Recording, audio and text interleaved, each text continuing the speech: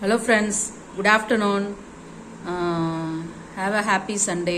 இன்னைக்கு வந்து எல்லா மாவும் கலந்த தோசை, கோதுமை மாவு, கேப்ப மாவு, கடல மாவு, அப்புறம் வந்து பாசிப்பயிறு மாவு. இல்லை கடல மாவும் பாசிப்பயிறு மாவு மட்டும் நான் தனியாக அரைச்சி வச்சுக்குவேன். அதில் வெங்காயம், பச்சை மிளகா, மிளகு ஜீரகம் எல்லாம் போட்டு தோசை ஊற்றிருக்கேன். மார்னிங்க்கு நமக்கு ஃபில்லிங்காக இருக்கும். 2 தோசை, நான் ஒரு தோசை சாப்பிடுவேன்னு நினைக்கிறேன். அப்புறம் 2 முட்டை போட்டு ஒரு ஆம்லேட்டு, அப்புறம் கொஞ்சம் மாதுளம்பழம் வச்சுருக்கேன். சட்னி வந்து தக்காளி சட்னி, வெங்காய தக்காளி சட்னி.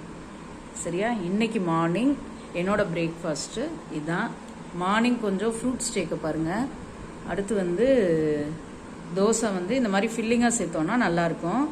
இதுதான் இன்னைக்கு மதுரை கலை சமையலோட மார்னிங் டிஃபன். எதுவுமே சட்னி பண்ண முடியலனாலும் நம்ம வந்து பொடி, நாட்டு சக்கரை வச்சு கூட இந்த தோசையை சாப்பிட்லாம்.